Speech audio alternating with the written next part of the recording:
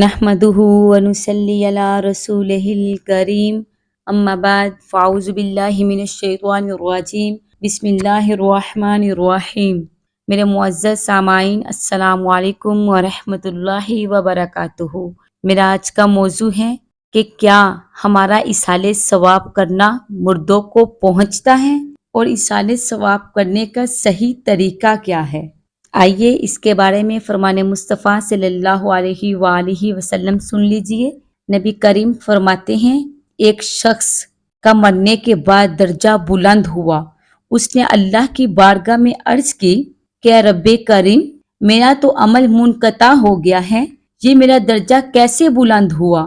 اللہ تعالیٰ نے ارشاد فرمایا یہ تیری نیک اولاد ہے، اس نے ابھی تیرے لیے دعائے بخشش اور مغفرت کی ہے اور میں نے اس کی دعا کے صدقے تیرا درجے کو بلند کر دیا ہے۔ یہ اس دعا کا نتیجہ ہے جو تو نے نیک اولاد اپنے پیچھے چھوڑی ہے، وہ تیرے لیے دعائے مغفرت کرتی ہے، اس کے نتیجے میں تیرے درجے بلند کرتا ہوں۔ معلوم ہوا کہ ہمارے ایصال ثواب کرنے سے مردوں کے درجات بلند ہوتے ہیں۔ میں نے اپنی بہت ساری بہنوں میں بخل کی کیفیت دیکھی ہے کہ ایک قرآن مجید مکمل کیا ہے، جب اس سے پوچھتے ہیں کہ یہ کس کے لیے ہے تو وہ جواب دیتی ہے کہ یہ میں نے اپنی نانی کے لیے کیا ہے، صرف اور صرف میری نانی کے لیے ہے، اور دوسرا مکمل کرتے ہیں یہ میری امی جان کے لیے ہے۔ ارے آپ لوگ کیوں بخل کر رہے ہو؟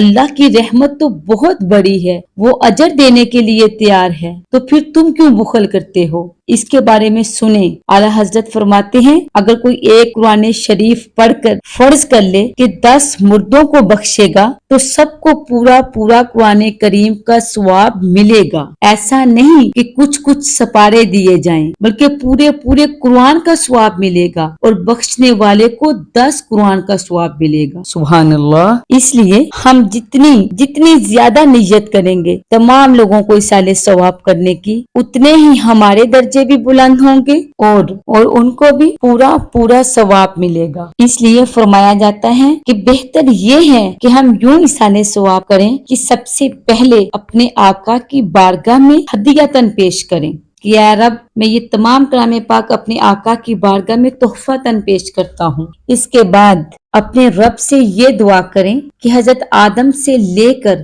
آج تک جتنے مسلمان دنیا سے پردہ فرما چکے ہیں ان سب کے نام اعمال میں یا اللہ تمام کلام پاک کو منتقل فرما دے۔ اس کا اجر سب کو پہنچ جائے گا، سب کو اس کا اجر پہنچ جائے گا، اور آپ کو ان سب کی تعداد کے برابر ثواب ملے گا۔ تو پھر ہم کیوں بخل کرتے ہیں؟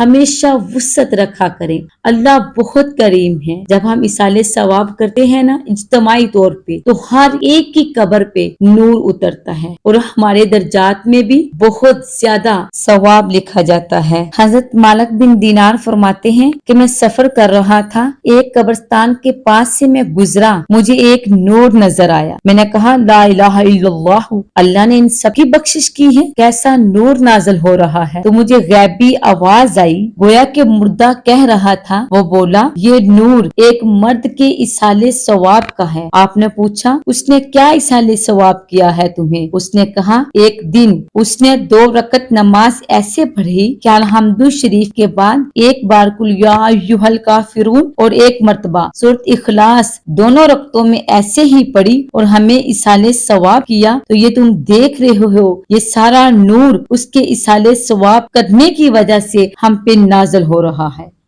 حضرت مالک فرماتے ہیں میں نے بھی ارادہ کر لیا کہ میں بھی ایسے ہی ایصال ثواب کروں گا۔